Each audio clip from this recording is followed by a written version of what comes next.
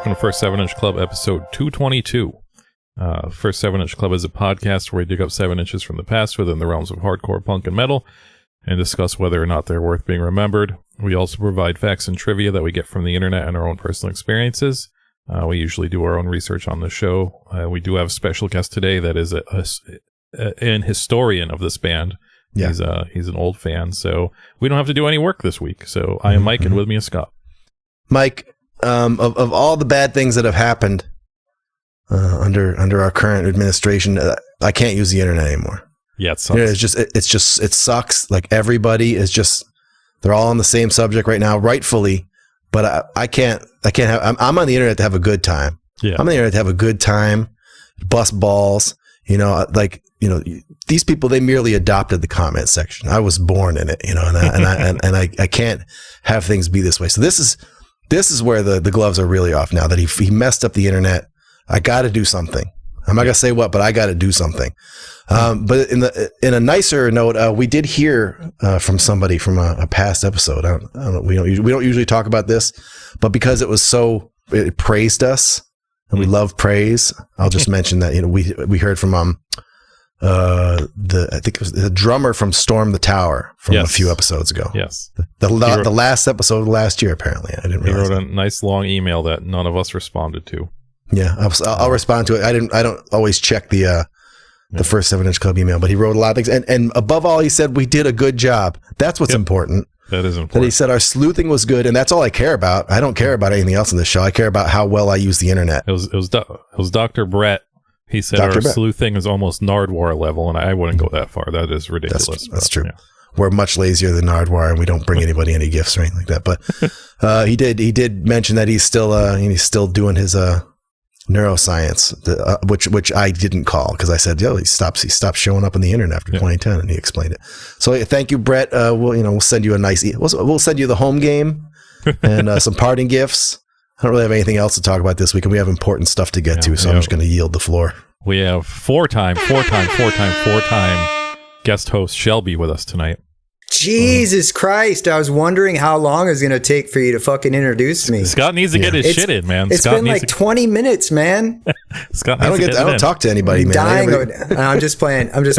I'm very excited to discuss this band. I am definitely an expert on this band, the new metal band ELDOPA from Boston.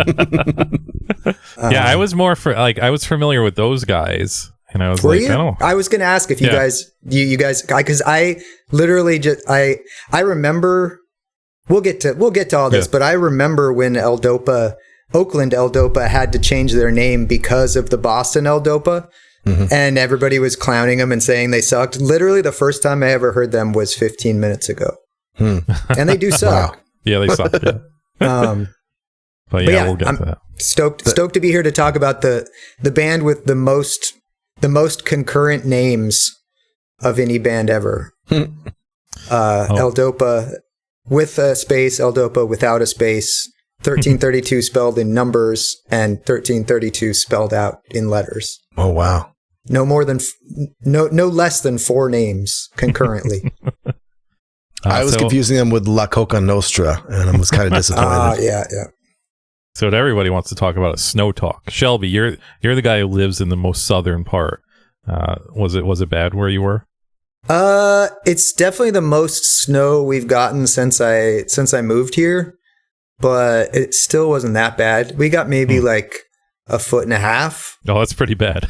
Yeah, no, it's really. So does everything just like shut down there when that happens? Yeah, it's pretty. I'm supposed to go to work tomorrow morning, but like they plowed the street like a block away from my house. So if I can get my car through about 100 feet of snow, I'll go to work tomorrow. But if not, it's another day off for me. Did upstate New York even get snow or no? Oh yeah, I got I think we got a little over a foot, but it's really, this is pretty unique snow. I don't want to go into some sort of, snow chat or whatever, but this is some unique snow. I'm talking like this is some unique stuff. Is it icy up there? It's very icy here. Like it was icy coming out of the sky. Yeah, we'd already had several winter things already. We'd had like snow and then rain on top of that, and then like freezing rain and then sleet. We'd had a bunch of things already. So there's like a glass surface underneath the snow. So when you shovel, you just eat shit constantly and push it. Because I have a really small and underpowered snowblower. It gets the job done. You know what I'm saying? It gets the job done. But we have to kind of give it a push, which means I'm just constantly going doing like little Flintstone feet, and it was pretty unforgiving today. So yeah, we already had a real base of degradation in preparation for this ultra, and it wasn't really that bad by our standards, but of course everything shut down because they said it was going to be 52 inches. Yeah, you know, that's from NOAA, who doesn't have any people anymore. So I don't know who was telling us. Like, I think it's just some guy. He just saw some clouds. He's like, I think you guys are going to get like 52 inches of snow. And he told everybody that. And that's probably the guy I watch on YouTube. That just, anytime there's any sort of storm in America, he just streams straight. He doesn't stop for like, so this time he streamed for like 4 days or something. I don't even know if he takes breaks. It's on YouTube every time I check. You know, a trick to avoid slipping on the ice when you're shoveling, just don't shovel. Let your neighbor do it. That's right. Yep. We have a neighbor that he has a snowblower and he always comes over and does our driveway. And as he's finishing, we always come out like, "Oh, we were just about to do it. You beat us to it again, Brian. Yeah. You want a glass of water?" Classic California liberal. Yeah.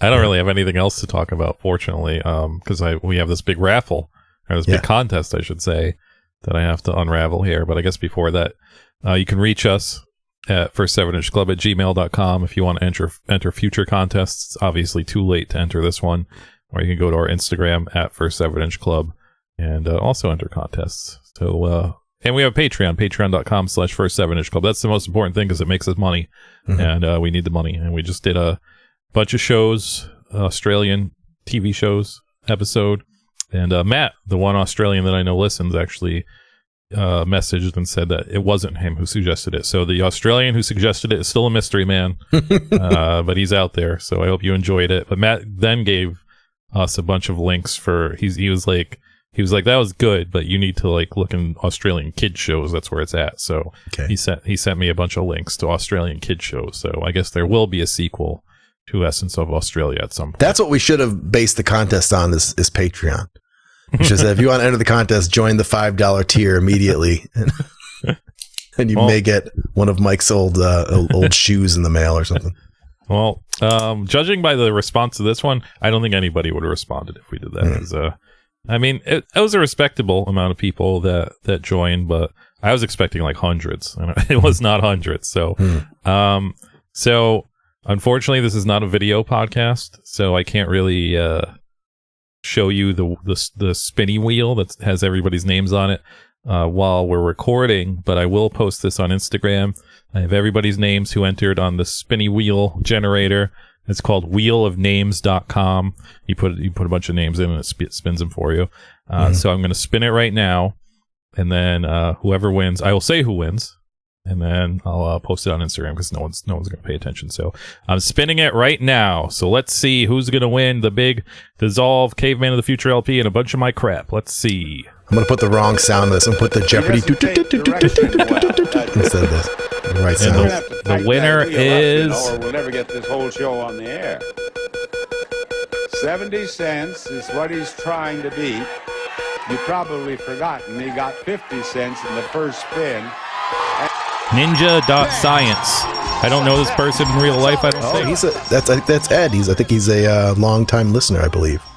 Well, and a former. I think he is one of the few people who participates on our dead Facebook page. So couldn't have happened to a nicer guy. Is he the guy from DeAntword? I don't think. That's the main guy, right? Ninja and Yolandi. Yeah. It could be Ninja. I completely forgot to film my phone while I did that, but I did screenshot the winner though, so we got that. You don't get the suspense on Instagram, unfortunately, because I'm a fucking moron and forgot to hit screen record. But hey, what are you gonna do? I also just congratulations, Ninja.science. I will. I don't know when I'm going to send your package out, to be honest with you. Like, it could be this week, it could be in a month, but hopefully soon.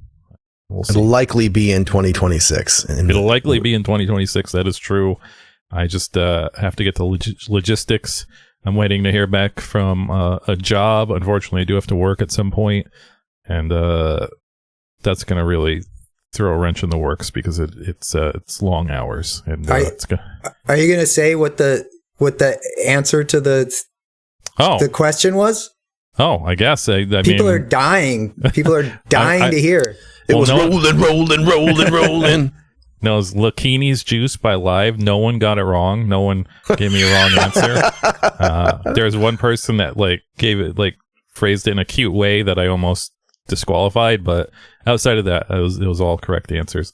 I was kind of disappointed. I was hoping somebody would just spitball out there and be like, I don't know what that is.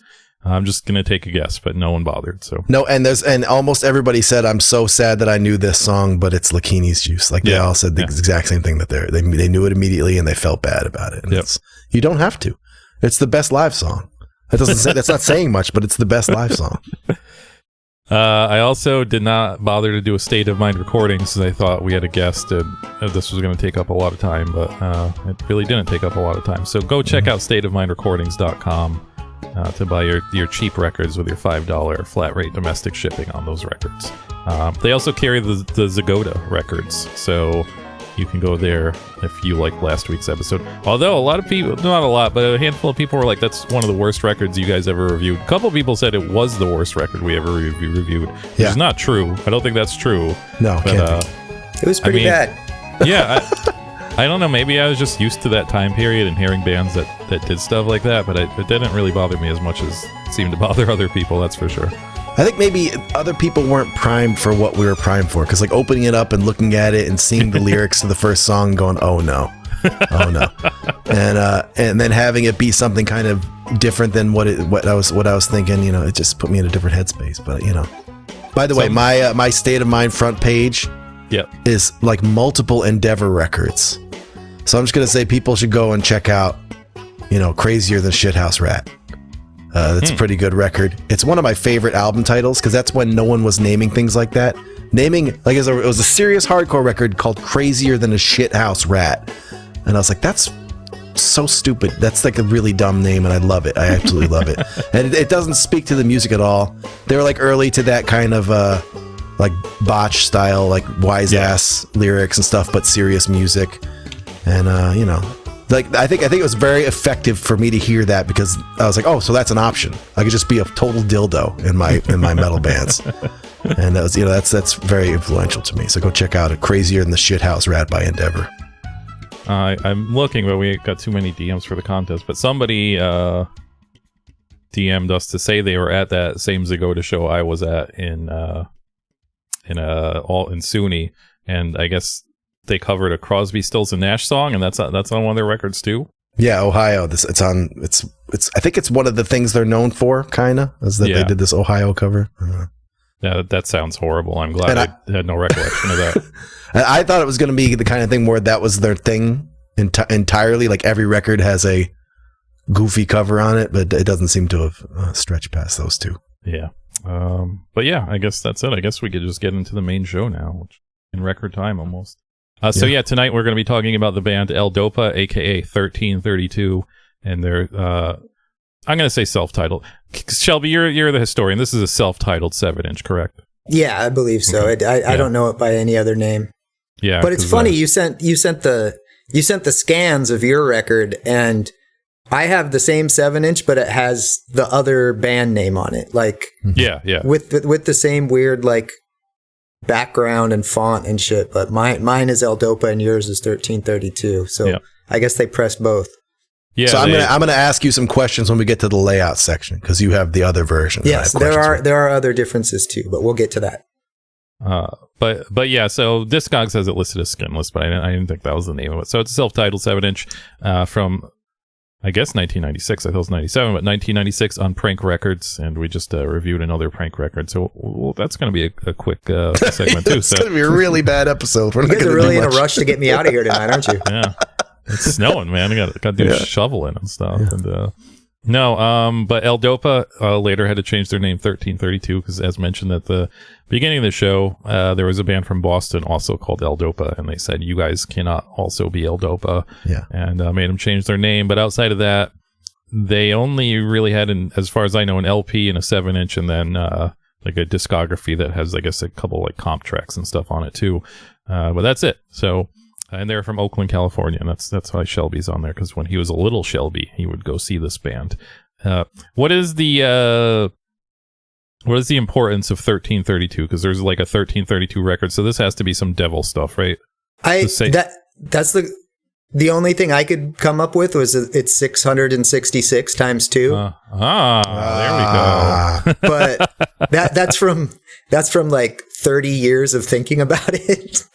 That's the best I could come up with. But yeah, I don't know. I never got a solid answer on that. That's just what I assumed. You came up with that independently? That's not a rumor or something? No, You just meditated on that? Yeah, that's really good. I spent 30 years working on that. Time well spent, my friend. Yeah. And also their LP was called 1332, and they had a record or a track on there called 1332 also. So they were very committed to 666 times 2, I guess. Yeah. It's like they needed someone to take the other name from them. They were waiting for this. Yeah. I sent you guys a picture of my old ELDOPA t-shirt, but it's like they even on the t-shirt it says ELDOPA on the front, and then it's a short sleeve shirt with a sleeve print that says 1332, and I think it says 1332 on the back too. It's like every piece of merchandise has both names on it. It's not at all confusing. It's like one of those Patriot shirts with the thin blue line flag on the sleeve. Yeah. And they weren't around for a long time. It seems like they were only around for a couple years. So, I only have real bare bones facts here because we don't need them. And, anything I could find was kind of boring anyway. So, first up is Andy Branton, aka Andy Christ. He's the bassist. He was also, I guess, the first bassist of the band Iconochrist. Mm-hmm. And some pages say he was in Sam I Am, but it doesn't say that on Discogs, and it doesn't really say it anywhere, I guess, important. So I maybe he just played out with them. I don't know what the deal is, but some people link him to Sam I Am too. He was also in Calsa with Callus with Matt Pike from Sleep and High on Grammy Fire winner Matt Pike. Yes, Grammy winner Matt Pike. And now he lives in Arkansas, and he's one of those guys that always posts pictures of him on vacation. And it's so familiar at this point in the show that I was like, maybe we've seen this guy before, because all these pictures look exactly like every other picture we've seen. But that's what older guys do. They just go on vacation. I unfortunately don't, but other older guys do. Scott's always on fucking vacation, so he doesn't post his pictures on the internet though, so I don't get to see him. Well, he's a business owner. Yeah, he's a business owner. He can afford out to lunch. Yeah. But yeah, that's all I got. Shelby, you want to go first? You want me to go? Go ahead. I don't have much. He's the goocher. He's going to have all the correct info. Yeah, that's right. He's clutch. I'm batting cleanup, yeah. There's not much to say. He did a little oversharing on Facebook, unfortunately. If you look through it, if you actually open up any of those vacation pictures, it gets dark in a hurry. So things I never do that. Should have did that. I never do that. I've never seen anything quite like this. In all the years we've done this show, I've never seen someone who has who's done what this man has done. But hope 2026 is a little better for Andy. I have no doubt this will be a year of positive change for all of us, and I'm sure it's going to be great for Andy as well. But Shelby, what do you have on him? I mean, my big thing was you guys did enough perfunctory research that I couldn't do my big rug pull and be like, did you know he was in a band with a Grammy winner? So you took that from me. I mean, he's an Scott, you're an Iconochrist fan, aren't you? Yeah, but not his version. Okay, fair enough. In fact, the guy who replaced him is the reason most people like Iconochrist, unfortunately. Gotcha. And apparently he was also in Grimple. You guys have talked about Grimple before, right?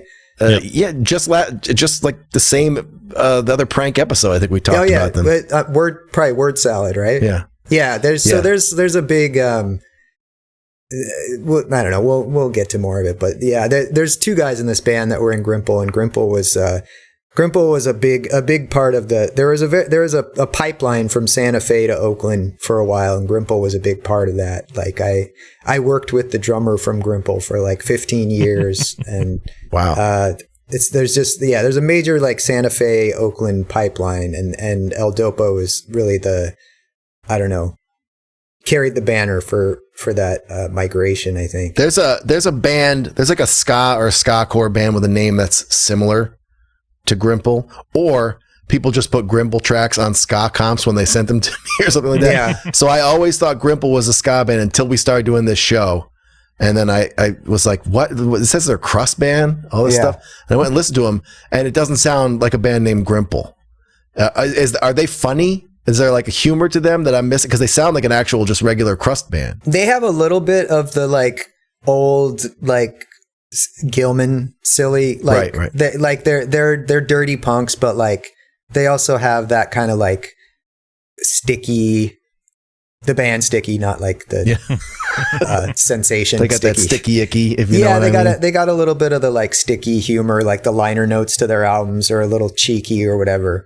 But they're not like a joke band, you know. They're not like surface level humorous. They just picked the most booger punk, ska punk name you could possibly have. Yeah, well, I think they're all like teenagers. Yeah. You know, like can't really blame them.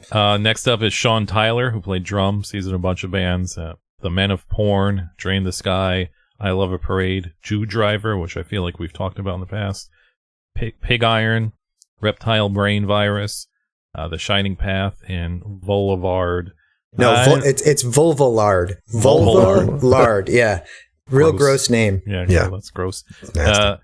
Yeah, I don't have anything new on this guy. They all have Facebook. It's really weird to find a band that's all posting on Facebook to this day. And all I can really tell you is that he's still down for the cause. He hasn't sold out or anything like that. So, but I don't have any like real pertinent information on him. Yeah, I couldn't find anything current. A lot of these guys kind of stopped posting stuff other than like whatever foot races they're in lately or something.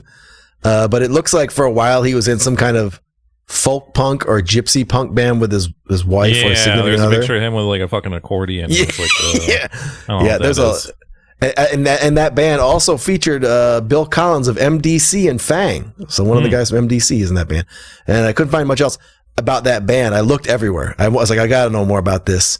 But, you know, it's got banjos and accordions, so you know what's up. It's not, whatever we find isn't going to be good news. Do you guys know about the Men of Porn? No, I don't. That's like Dale Crover from the Melvins. Oh, yeah. So he's been in a couple super group type situations. I could spend the rest of the show just talking about Jew Driver. They're one of my favorite Bay Area experts. For any listeners who aren't familiar, it was a band of all Jewish guys that covered Screwdriver songs. Mm-hmm. They cover the bad Screwdriver songs. Yeah. But I think they changed the lyrics to make them pro-Jewish. But I mean, great gimmick, you know. That's a good gimmick. It almost would have been better if they didn't. If they just played them full on.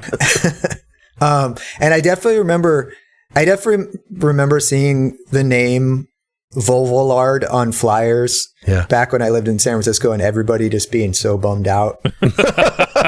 I don't remember ever seeing that band. But yeah, I was just always bummed to see the name. Next up is Greg Valencia, who sung and played guitar. He was in Grimple, the aforementioned Grimple. He's also in the Born Uglies, and he was in Watch Them Die, who were on Century Media in the early 2000s. I vaguely remember them. It didn't carry the same weight as being on Century Media in the 90s, but still, they're still sort of powerful in the early 2000s. So he has that. His Facebook features a lot of older pictures of him, and there's one, it's a band photo. I don't know what band he's in at the time, but he has the weirdest punk spikes I have ever seen, where it's kind of like, he has like a close shaven haircut, but he has like these punk spikes that just look like pencils hanging out of his head. Mm-hmm. And, I don't know how he came up with that, but it's hard to be original in the punk scene with your spikes, but he did it. So Greg is a real trailblazer as far as I'm concerned. Yeah, can't tell what he's up to. There's not much about what he's doing these days. He looks very metal punk these days, so that's cool. Seems to ride or race BMX bikes.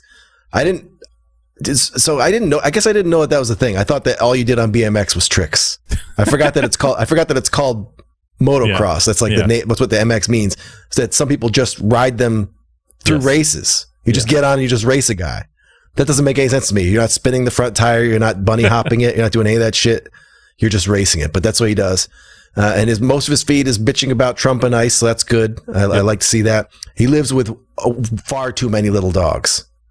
Like, I can't imagine what his house sounds like, but I'm not, I can't, it doesn't feel good to look at the pictures of all those little dogs. Fair. Yeah. Okay. So Greg, another guy from Grimple. I think Grimple, the entire band just moved to Oakland at some point because all the guys in Grimple went on to play in Bay Area bands and be in bands together. Like Watch Them Die was Pat, the singer from Watch Them Die, was in Grimple. Back in the day, me and my buddies used to poke fun and call them Watch Them Flex because the dudes were all super ripped, and Pat would like strike bodybuilder poses on stage while they were playing. And the aforementioned Ira, the dude I worked with for like 15 years, he was in Watch Them Die. Very big chunk of Bay Area history. But yeah, Pat from Watch Them Die, like, bought a bar in Oakland. He owned the Golden Bowl, which was like the main, like, the smaller punk and metal venue in downtown Oakland for a long time. So he was a fixture. You'd see him around all the time. But yeah, Greg was just like, emblematic of the Santa Fe import. Like there was just this whole crew of dudes that moved out, and, Sonny, the other guitarist from Watch Them Die, I still see him all the time. Like he plays in Neckrot now.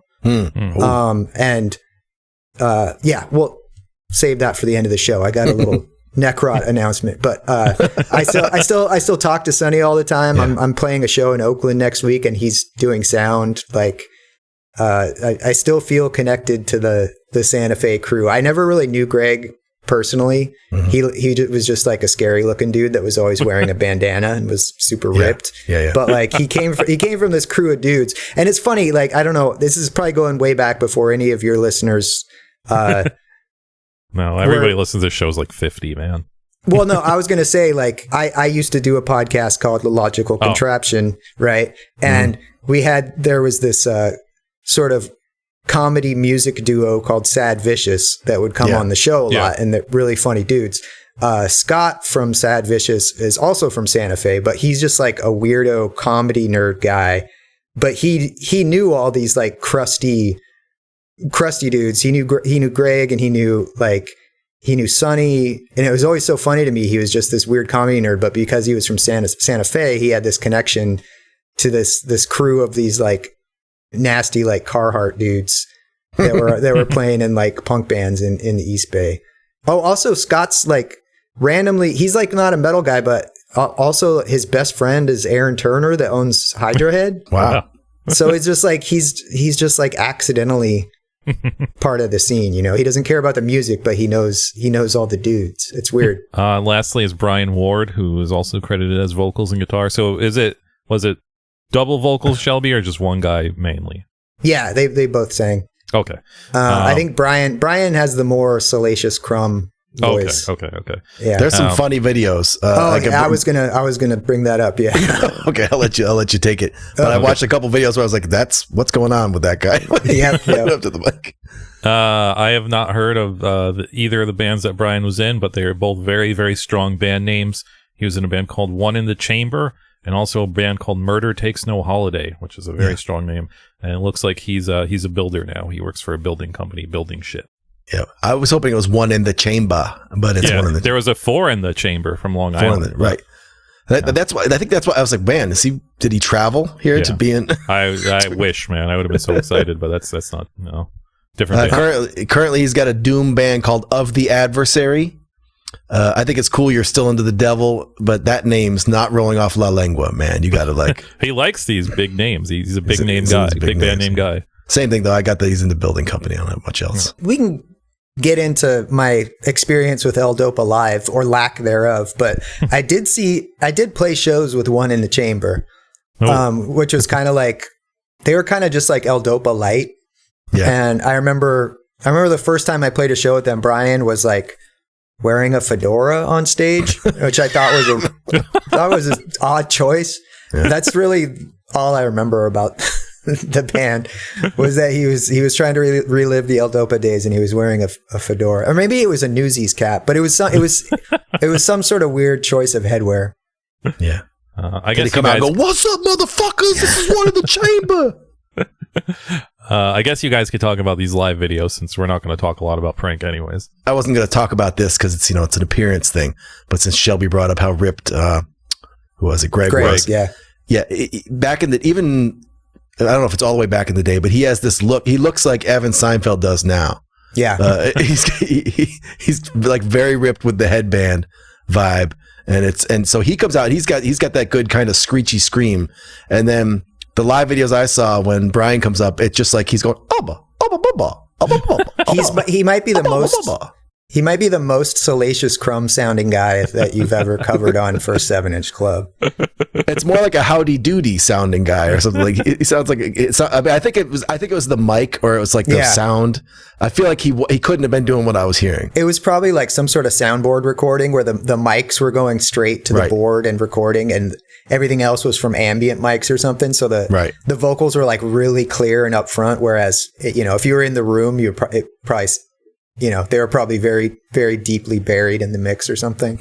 Yeah. But yeah, the video I was watching, I think it's like their it's like a reunion show from 2007, and it's fucking an hour long. They play for an hour. Even for a reunion show, it's like, come on. But yeah, also on Greg's appearance, like that's a very like, I feel like it's a New Mexico thing, like the ripped dude with a headband and like a bunch of tattoos. Like Brian looks like an Oakland dude. Greg looks like a Santa Fe dude that moved to Oakland. Like Pat and Greg are like, they're like ripped dudes with tattoos that like look cool. Yeah, this was on Prank Records, and we just talked about Prank Records a couple episodes ago, so I don't really need to go into deep detail. You can just rewind 2 episodes and listen to the big spiel then, and we already covered prank before this too. I will say this is the prank number 7. This was released right after His Hero Is Gone's The Dead of Night, so they had big shoes to fill after this. But that's it. That's all I got on prank. Yeah, nobody responded to my Japanese hardcore query 2 episodes ago. No one knows. No one knows. I know you guys all got flustered when we did a contest, and it's like that took over. You had to win this little fucking contest Mike ran, so you couldn't help me out. But I don't know how you expect us to remain experts at Japanese hardcore if you won't tell us the shit when we ask. How am I supposed to know these things? So I'm really disappointed, but nothing else. I don't think anything has happened with Prank Records in 2 weeks. So there's nothing new there. Shelby, do you have any Prank Records lore that you want to share? Just that every 7-inch and most 12 inches I bought between the ages of like 16 and 26 were probably released on Prank Records. I've exchanged emails with Ken, but I don't think I've ever met him or anything. So I don't think I have much to fill in on Prank. I think they're a pretty known quantity. Yeah. I guess that's what we could talk about to fill time. We don't even know the origins of Shelby. We've known him for years. So you were into this dirtbag hardcore and then you moved to death metal. Is that how it works, Shelby? Kind of. Yeah. I mean, I grew up in Humboldt County, and then I moved to the Bay Area when I was like 23 or 24 or something like that. And this was like, Shelby was in Mr. Bungle. He went to school with Mr. Bungle. He was in Mr. Bungle. I did go to the same high school that Mike Patton went to. Yeah. Wow. But I kind of when I showed up in the Bay Area, it was kind of right in the middle of the ELDOPA, like crusty Carhartt guy. And it's weird to even call it hardcore because nobody really calls it hardcore there, but it was hardcore. But like, I don't know. I was always into death metal and playing death metal, but just like there wasn't as much of a scene for that, I guess. So I was always around the punk bands and the crusty bands and stuff growing up. So it was a detour for you instead of an evolution, I guess. I just had to find my people and find my sound, Eventually you got into podcasting, and then, everything went downhill. Yeah. Everything went downhill. I guess that means we can get this record out onto a tray. Nice. Oh man, look at that. So I have the poser version of this. Shelby has the real version. The only thing there's a few different things, but basically the name is different. It says 1332, but for the most part the art is almost the same. it has like this kind of very 90s West Coast graffiti style on the cover. It really reminds me of 16, especially with the name 1332. It's like, oh, another numbered band with this kind of, I don't even know what you call this type of graffiti, but it has that. It's like a guy who looks like he's puking or something. And there's like a doctor figure holding a giant syringe with the puking guy has a bottle of booze. In the background, the back cover is another doctor guy with a syringe, but it's all blown up. The guy who did the art is some guy named Streffen Taylor. I looked it up. The singer from Aerosmith, right? Yes, Streffen Taylor. Streffen Taylor from Aerosmith. Speaking of which, there is a Streffen Taylor on Metal Archives, so I don't know if it's the same guy or not. It says he was in a band called Hobgoblin. That is the guy, yeah. Okay. He still does art. I looked up to see if he did any 16 art. I don't think he did.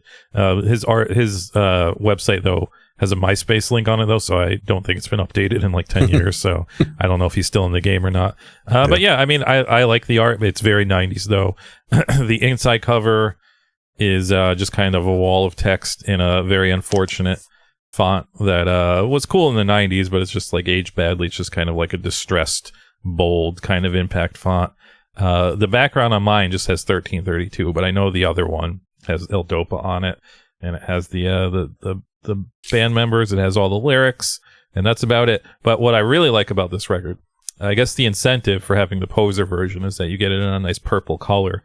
But the other thing I like about it is that the labels themselves have 1332 printed on them, and they used it to mark side 1 by highlighting the 1 in 1332, and mark side B by highlighting the 2 in 1332, which is amazing. They still forgot. Oh no, they did include the speed, so fuck me. But I thought they forgot to include the speed of the record. But 33, it's right in the middle. No. That's true. They could highlight that, but no, it's played on 45 though. Oh, okay. But yeah, clever way of highlighting the sides on the record label. I always like that. But yeah, this is a really good cover. It really brings me back to a specific time in history of dirtbag kind of hardcore. So I like it. So yeah, the cover was penned by Streffen, however you pronounce it, Streffen Taylor, singer of one of the few actual party thrash bands of the 80s. Like, there's not a lot of actual bands who sang about partying over like very simple thrash. Sacrilege did it. I forget, they had to add letters to their name, like Sacrilege BC or something like that. I forget what it was. But I think they do have like a record that's something like Nachos on Skull Island or something like that. So they were going for it. I never think that actually existed. I'm always like, that municipal waste shit never really happened. It did happen. It was sacrilege. So like Mike said, there's 2 versions. The ELDOPA one has the ELDOPA logo. This one has 1332. I think the logos of both versions look very bad. But for some reason, the 1332 takes the cake because it's got more of like the you wouldn't steal a car, like extreme 90s energy. It's like all of these fonts they used aged poorly like 5 years later, but it's 1997, or 96 even, so it's just like, man, they had like a really good font generator in 1996, I guess, because these are futuristic for 1996. You could see like even between the 2 versions, there's an evolution of something. So the painting style on the cover, it's pretty homely. It's like it's kind of between graffiti and it almost has like a little bit of Simon Bisley, like, grotesque comic exaggeration stuff. You could tell that he can paint. Like, I think he could paint, but this ugliness is by choice. It's what he likes. You look at his other work, it kind of all looks like this. The colors are disgusting.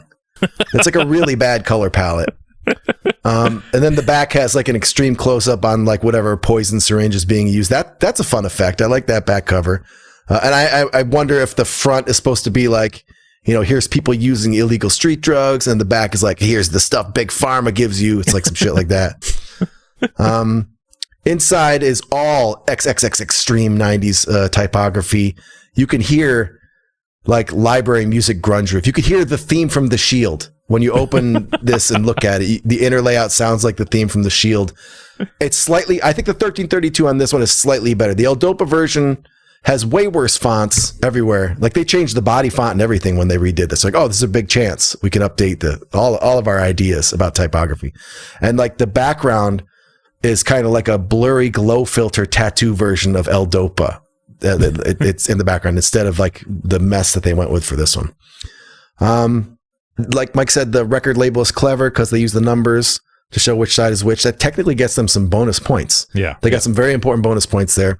I think this is cool. I think it's okay to see something different, but this is pretty unlovable. And there's something about funky artwork like this that makes me think I'm going to hear Stomp Box or something. Like, I don't think that really applies to ELDOPA, but with the artwork and the name ELDOPA and 1332, I'm bracing for some local White Zombie flavor, some local groove metal flavor. I think that's the ELDOPA from Boston. That was giving me that. Yeah. Could be part of it. Yeah, I don't know.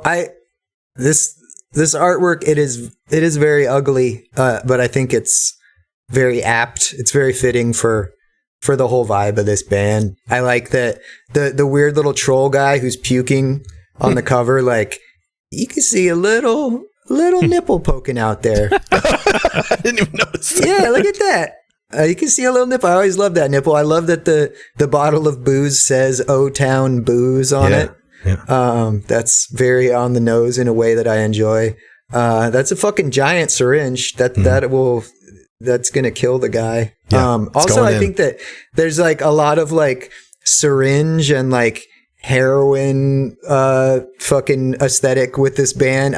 I'm gonna call Stolen Junkie Valor on ELDOPA. I was going to ask you about that because it seems like Stolen Valor. Yeah, I mean, look at the dude. He's fucking ripped. Like, right.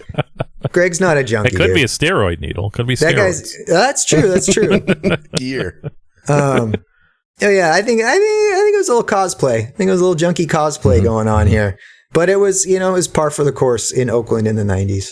My copy, my ELDOPA copy. You know how you guys hate it when they switch up the labels and you don't know which songs are on side A, which songs are on side B, et cetera, et cetera. Yep. My copy, black labels, just both sides. No, nothing at all. Just straight black. We're talking fucking black label society here. Like nothing, no information at all. So take that. I remember back in the day, like me and my buddies listening to this album and never actually knowing which songs were which on the album because it didn't say on the label. Is it white vinyl? No, it's black vinyl, black label. Black. Okay. Just black on black. Wow, pure black. Nothing at all. I thought I was going to ask you. I was going to ask you if what the record itself looked like because you can't find a picture of it anywhere online. Yeah. Well, I guess I'll be the first. Can you post a black circle somewhere so we can see what it looks like? Yeah. Yeah. If you go ahead and Google black circle right now, you'll find the one that I put on the internet. Okay, we can get into the music then. This is 4 songs, 2 on each side. So we got that going for us. So the first track on side A is called Skinless.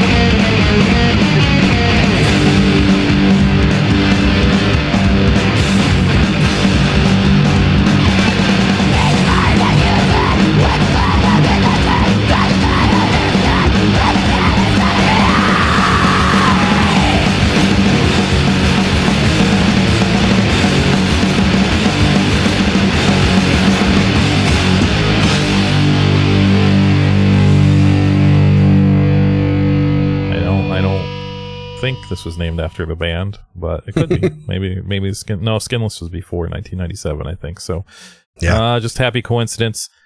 So this record holds the record now for the longest I have played or ripped a record for this show while playing it on the wrong speed. I played the entire side A on 33 when it's a 45 record.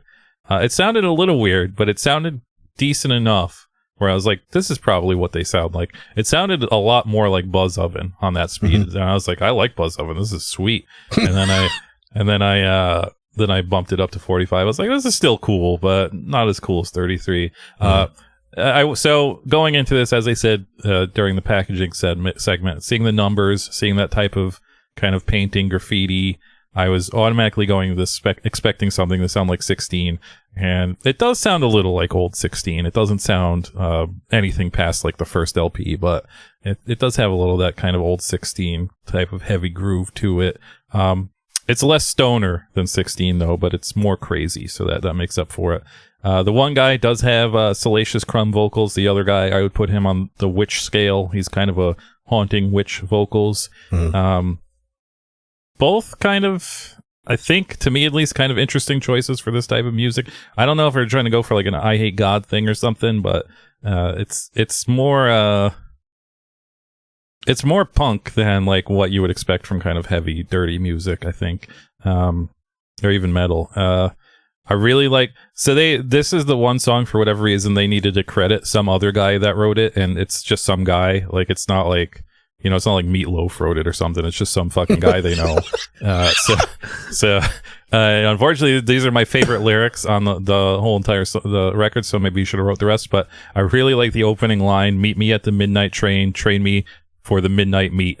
That is an amazing line. So that is an amazing way to open your record. The music wise, you could do a little shimmy shake to this song, maybe even a little Charleston. It has that kind of like it has a good pace to it. Overall, this is a great song. I would have absolutely loved this as a teen. If I had heard this the same time I had heard 16 when I was searching for other bands that sounded like 16, I would have loved this. The ELDOPA would have been one of my favorite bands instead of Boston's ELDOPA being one of my favorite bands at the same time, unfortunately. So yeah, this was a really good song and surprisingly great on both speeds. Mm-hmm. So good news. It doesn't sound like White Zombie. And, we should be talking about this. This is definitely heavy. It's gross. It has a place here with us. But what is this rhythm on this song? This song's... It's a Charleston, man. You do a little shuffle to it. It's funny that I literally was like, I'm going to talk about doing the Charleston to this, but I edited that out. I'm glad I edited that out. The bounce is out of control. This is out of control bounce on this track. It reminded me of when I stopped liking Sacred Reich. Like, I don't know if Shelby ever listened to Sacred Reich, but they had an album where all of a sudden they're like, do. They were doing this kind of rhythm all over the place. I was like, guys, I got to leave now. You're all over my notebook, so now I got to leave. Or like a New York hardcore song that I would have hated. I would have hated this, like a Civ song or something like that. So the lyrics are cool, and they got help, which is interesting because all he did was rewrite the book Midnight Meat Train by Clive Barker. Yeah, this is just, it's thrash accurate to do that. You should just like kind of write down the lyrics of write down the words of a horror book. Like, that's your song. No examination, no introspection, just like a bouncy thrash book report on Midnight Meat Train. I think it's okay. I want to like it, but I got to see where this thing goes. I'm not quite there yet with this track. There's definitely like I think the critical element, it's got a bounce, but it's like it's a very stumbly bounce. It's a very sloppily played bounce that's probably not even really in a time signature. It's a Dilla beat bounce. Yeah, and it's kind of I don't know. This song, it feels like it's just part of my DNA. I love this song. I definitely I went to the video, the video from 2007 we're both talking about. I went and watched them play this song live. Like, it's broken up into chapters. I went and checked this song out, and people are losing their fucking minds to this song. This is definitely like one of the big ELDOPA hits, the big top 40 hits. And I meant to get around to this, but I don't think I ever even saw ELDOPA play live. Wow. I sent you guys a picture of the flyer from the show I went to. I have a flyer from Sunday, October 13th, 1996, when ELDOPA played with Bloodlet, Saki, and Neurosis headlining. It was right after Through Silver and Blood came out. And I was very excited to see ELDOPA, but I drank a bottle of Popov vodka and I fell asleep in a ditch outside the Bayside Grange.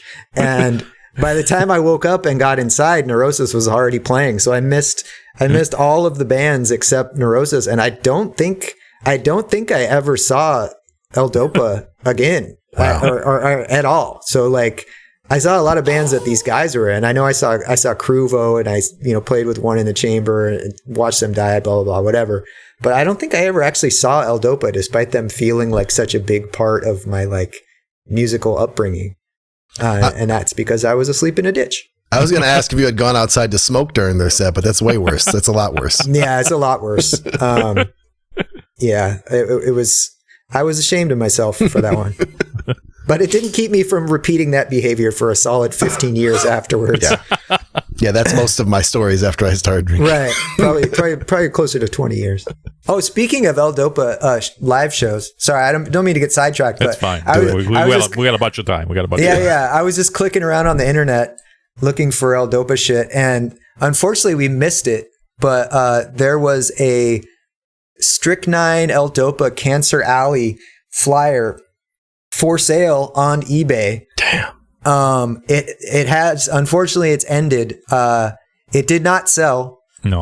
For the price of $0.00. So Wow. Sorry, we all missed out on that one. But I have my cool Neurosis ELDOPA flyer. I'll put it in the Discord tomorrow or something. Yeah.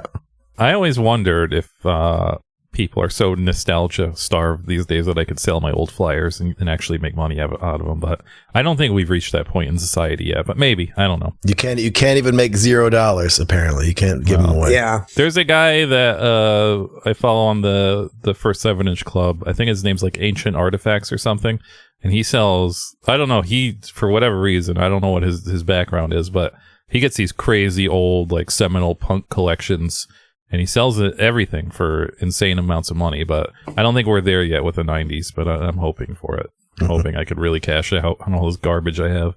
Sell my donuts flyer for top dollar. Yeah. Next up is a song called Ruined.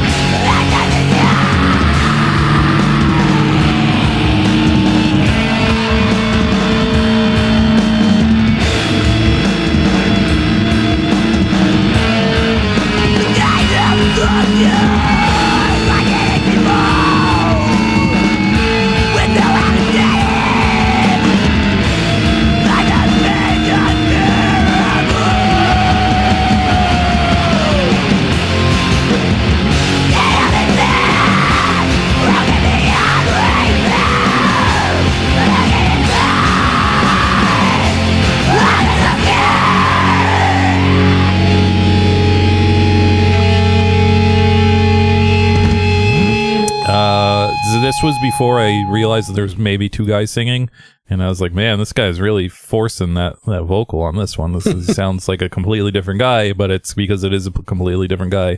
I think it's the Salacious Crumb guy that takes the lead on this one, and the witchy guy is more in the background. This song is a little closer to Old 16, so of course I like it. There is a part where they finally settle down on the guitars, and you could hear the superior bass sound for a while, and that's good. I like that, letting the bass shine. But overall, I really like this song, so I don't have many notes. It's simple and it's heavy and it has gross vocals, and that's really all I want from aggressive music. So it's basically a perfect song for me. Yeah, this is probably closer to what I was thinking I was getting into. I had an idea somewhere that ELDOPA were on the sludge side, and then everything I read about them as I was like doing my research was like, oh, they're kind of like Buzzovin and my I Hate God and stuff. I don't know about I Hate God. It may be Buzzovin, maybe it's definitely 16. Hey, if you play it on the wrong speed, it is like Buzzovin. So I would like you to. I wish you had sent the 33 version of it. But yeah, this is good. This would have been very up my alley as a teen boy. Back then, when I heard any band playing like the tritone chords over slow beats, I thought it sounded like Godflesh, because this doesn't sound like Godflesh. But that was my version of I'm getting a lot of Boss Baby vibes from this. I thought if it was slow and you were doing like those kind of like low panic chords, it's like, oh, this is total Godflesh. So this is doing some damage control for the first track, because I can handle it when a band does the curly shuffle on one track, as long as they change things up for the whole rest of the record, which I think they did. I meant to say, when you were talking about the first song, Mike, playing it on the wrong speed, because this 7-inch just had 2 black labels on it. Me and my buddies at the punk house, like we had that same confusion, except it lasted for like 5 years.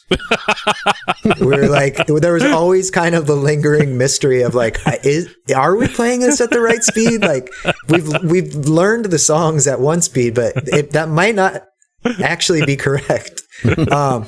But I don't know. That being said, the second song is kind of like, yeah, it's kind of the throwaway song for me. I mean, it's fine, it's cool, but like when you told me that you guys were doing the 7-inch, like I could picture the other 3 songs in my head. I could like hum them to you, like the first, third, and fourth songs. I could like hum you the riffs from those songs. The second song, it just kind of like passes me by. So I don't know. This is kind of just like the filler song for me. Yeah.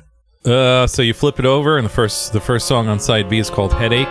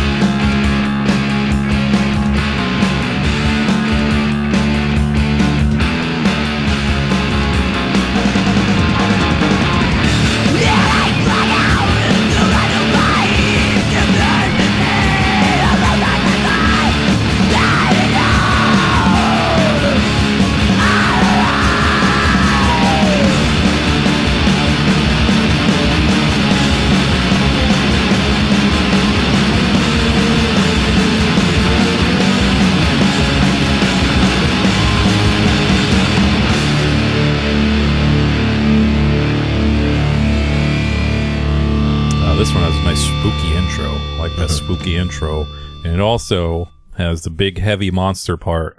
Jun, jun, jun. We need that part. Eviction has used that part. It's a great heavy monster part. You need that. But when you take that part out, you can also kind of do the Charleston to this one too. It has that weird shuffly groove to it.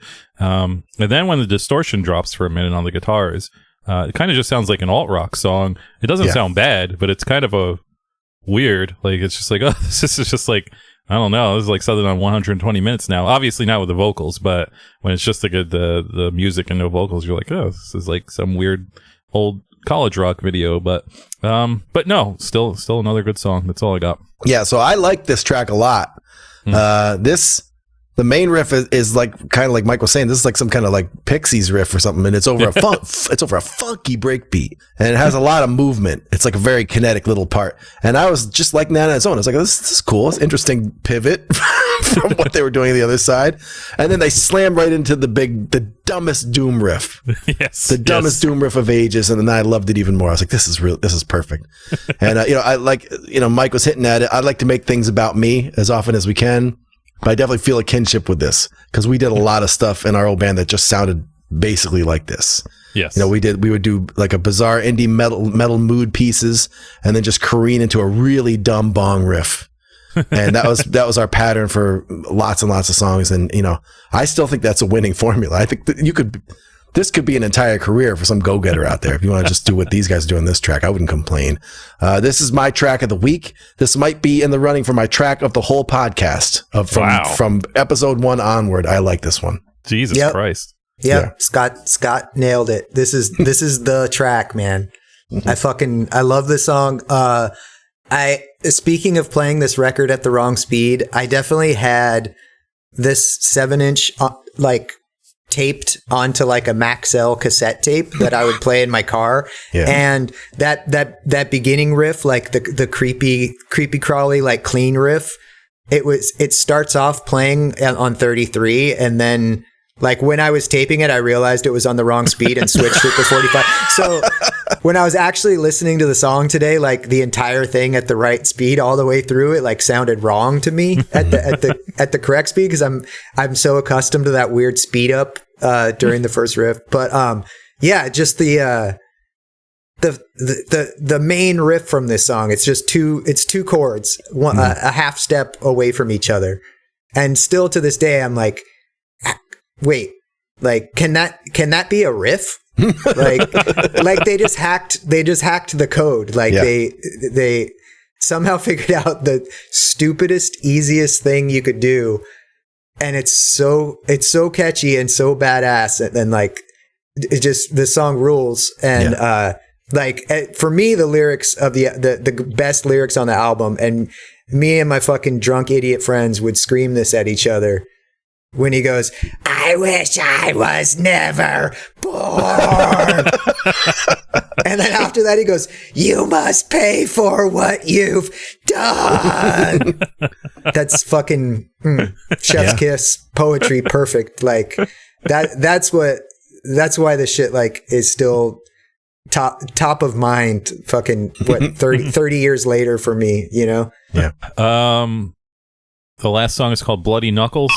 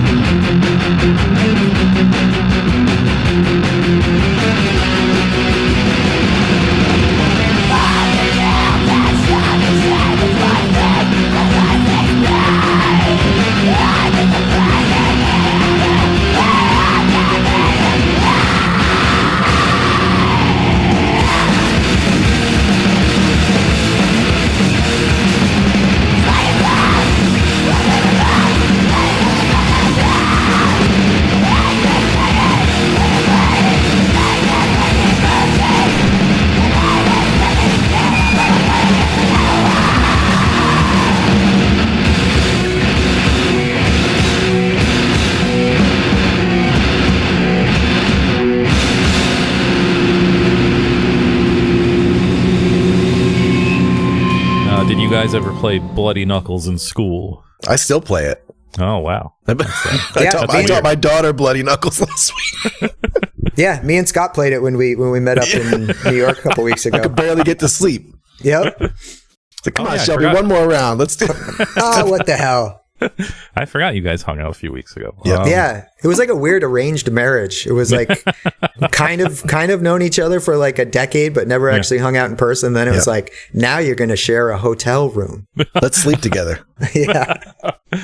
I wonder if kids still play. I doubt kids still play that. I think all kids are pussies now, so they probably don't. And also, it's stupid. Millennials are killing Bloody Knuckles. Yeah, that's fucking millennials and their Bloody Knuckles. So I assume they don't because it's a dumb game. But unfortunately, I was like, oh, pumped. Knuckles is a cool game I played in school. But unfortunately, this is a song about killing yourself, and it's not a song. Wait a minute, hold on. But sorry to interrupt. Did you play Bloody Knuckles on purpose, like for real? Well, the version we played in our school was with Crazy Eights. So if you lost Crazy Eights, the amount of red cards you had left, you got whacked with the deck of cards onto your knuckles. Oh, that's different than what I thought. Yeah, the other one is just you just bash your knuckles into each other. Punch, right? you just someone's fist. Yeah. You just dap someone really hard until your knuckles usually people just did it as a joke. Like, let's play Bloody Knuckles, and it's like, doesn't go much further than that. I think they played seriously in my school too, but that wasn't as popular as the other Knuckles version for sure. A long dead memory just popped into my mind. Before I'd ever heard of ELDOPA, before I ever played in a band, when the idea of starting a band first occurred to me when I was like 13 or something, I thought Bloody Knuckles was the coolest name for a band. I definitely wrote it on a binder at some point. Did I miss out? Who's to say? No, it's not too late. You could name your next band Bloody Knuckles. Yeah, I had forgotten about that. Name your ELDOPA style band Bloody Knuckles would be great. So anyways, this starts off pretty heavy. But after that heavy part in the beginning, this song is almost happy sounding. It's rocking and happy, and you can really cruise with the windows down to this one. I think this is the I don't know. We all seem to have different opinions. I think this is the most out of place song on the record, but maybe that's just me. It's still good though. I still like this one. I don't have much else to say about it. I love this whole record, and it's unfortunate that it took me 30 years to find it. Basically, yeah, I love that these guys are confident enough in their sludge metal fluency that they feel like they can make the Munsters riff work as the main part of the song.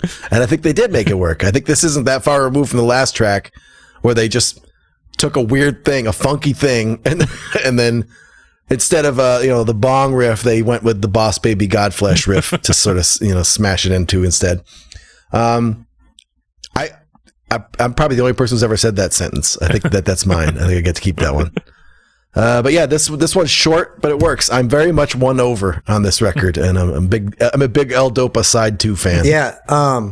Again, they pulled that trick in Headache of just playing the simplest thing, and somehow it is an awesome riff, and then they just followed up by doing it again with it's just one chord. It's just one sort of discordant chord. And it's fucking so badass. And again, a memory just popped into my head. I was in a band that completely ripped that off and did a way shittier version of it. But we did just the exact same thing as Bloody Knuckles. And I will also say, I think, Mike, what you're hearing when you say you hear a windows down cruising in the fucking convertible, happiness. Yeah. I think that's the remnants of that Grimple, Goofy, Gilman days. All the guys, all the crusty fucking Stolen Junkie Valor 90s Oakland Raiders shirt Carhartt guys. I think they all used to be in pop punk bands, and I think it was all it was bleeding through everywhere you looked, and you can kind of hear it in the music. You kind of hear that bounce in the first song. I think that's what you're hearing is their denied past creeping back up on them. I could totally buy that because it is a little pop punky for sure. Yeah, and also I can't believe neither of you guys fucking noted that this song has the hardest ending. Like it's like the last 15 seconds of the song. It's so crushingly heavy, and then it's just over. And like I think they should have made this. They should have made this a double 7-inch and just played the ending of this song for 10 more minutes. And it, like I would love this album so much more if it was just another 7-inch of just the ending of this song. The little film strip beep at the end, so you know to switch records.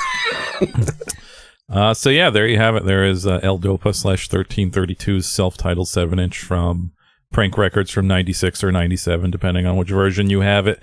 At the end of this, I like to do a little rating system where I say either throw it in the trash, listen to it on streaming, which I didn't check if you can or can't do, so I don't know if they have a Bandcamp or anything. Buy it in the bargain bin, or buy it for full price, or buy it for collector's prices.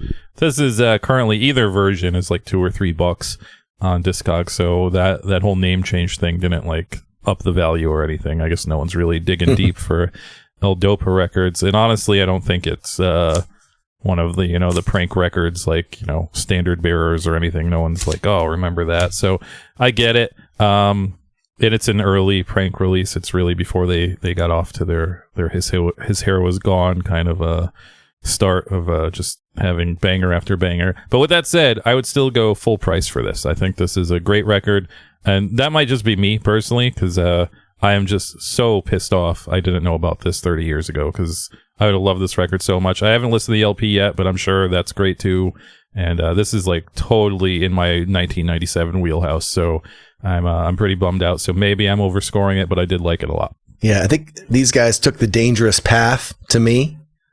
Like a lot of lesser bands might have hidden that Chattanooga Choo Choo track somewhere a little further into the record.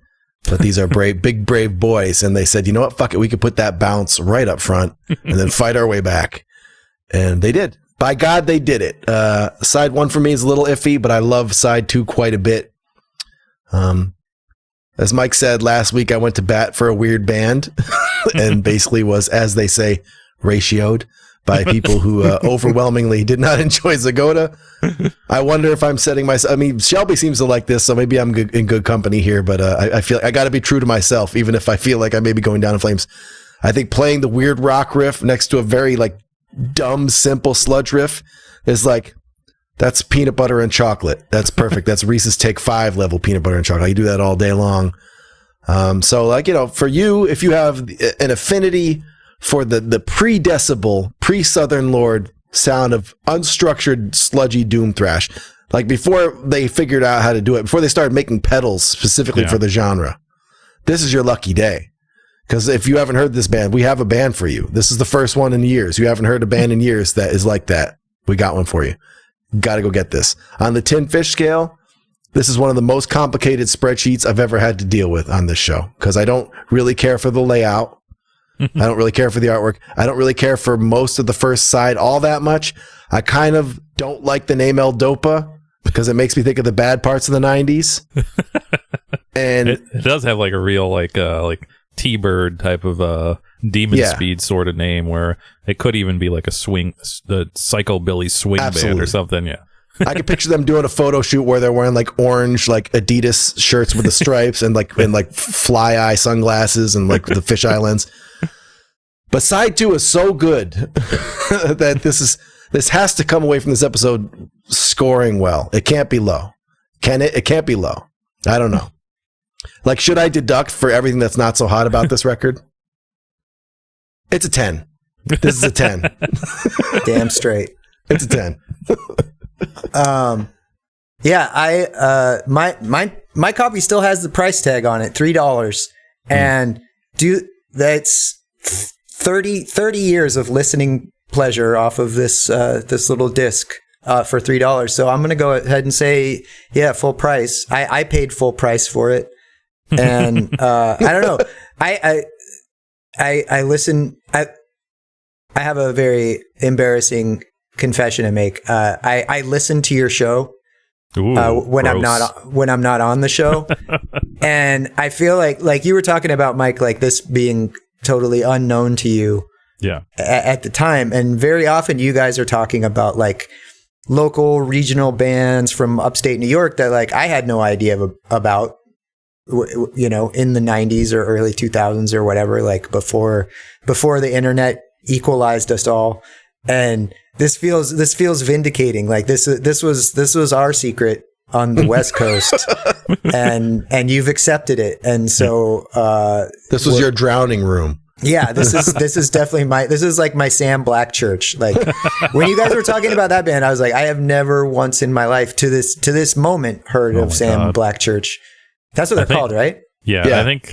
I think you're still far enough south where you won't get beat up for not knowing who Sam Black Church was growing up. But yeah, I mean, ELDOPA was the drowning pool, Sam Black Church, live bikini juice, whatever. That was like my secret world. In my early 20s in San Francisco, even though I was asleep in a ditch while they were playing. And I don't know, the 7-inch, it just sums up such a vibe. And it's still a vibe in Oakland. It's not as present, but like the drummer from Ulthar, he plays in this band called Penury. And it's like a bunch of big ass dudes, some of them with dreadlocks, some of them with giant beards, playing big, thick, scuzzy, sloppy sludge metal. And it's like it's still a thing, like it still exists there. And I feel like, but until the moment we're all cleansed by nuclear fire, that's always going to be a thing in Oakland. There's always going to be a dude with a shitty Euro dread mullet, like playing crust that somehow kind of sounds like pop punk. Yep. Well, there you have it. But we teased it earlier. Shelby has big neck rot news that he wants to share with everybody. So go ahead, Shelby. Here's the big neck rot news with my old pal Sonny from Santa Fe, who plays in neck rot. So this will be out Wednesday, right? Yep. Okay. Yeah. So tomorrow morning is being announced. You guys know that band Cryptopsy, the album None So Vile? Yeah. Yep. Decibel's doing a 30th anniversary of None So Vile tour. And it'll be Necrot and Fulci from Italy and my band Blood Monolith. And we're doing a full US tour in support of the 30th anniversary of None So Vile, which is one of my favorite death metal albums of all time. So it's a big honor, and we will be coming to your city. I will see you in Chicago, Mike. Yep. I will not see you, Scott, because you don't live in a normal place. But hopefully we can awkwardly share a hotel room in a snowstorm. Yeah. Sometime again in the future. Wait, so are all three bands going to play None So Vile from front to back? Or is Cryptopsy playing the show? No, 4 bands. Yeah. Okay. Everybody's doing the entire album. Wow. Can't wait to hear that. Well, there you have it. And also, news. Yeah. And also next weekend, Ulthar is playing a couple shows in Oakland and in Portland and Seattle on February 5th, 6th, and 7th. So if you're in any of those cities, come out and say what's up. Yeah. ELDOPA, if you're around, go see Ulthar in Oakland when you're there. Then they'll have seen you, and you'll still never see. Yeah, I'm gonna have to lie and be like, "You guys were great. You guys are great." Well, there you have it. Scott, do you have any last words before we wrap it up? Not much, but in a rare bonus, just for the listener, I'm going to take this whole record and do it at 33 after the theme song. So you listen to my work, and then a few seconds will pass, and you'll get to hear probably the superior version. I'm going to guess the superior version of the ELDOPA record, a little bit slower from end to end. So check that out. Okay, until next week, fuck Charlie Daniels.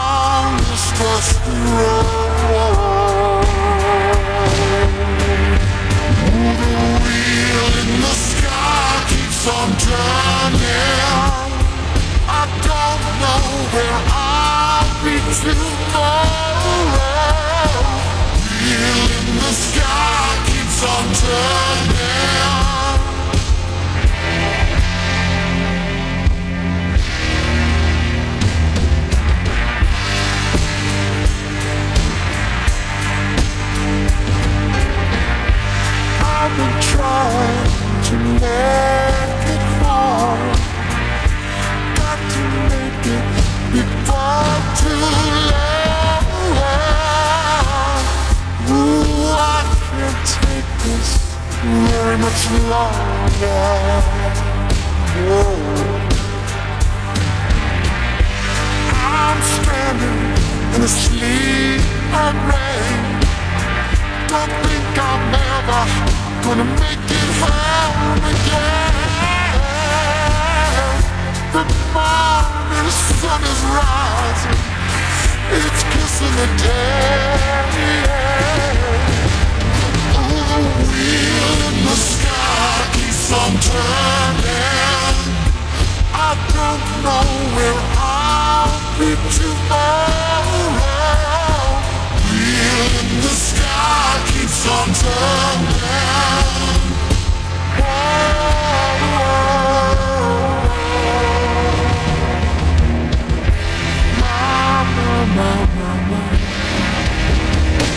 For tomorrow.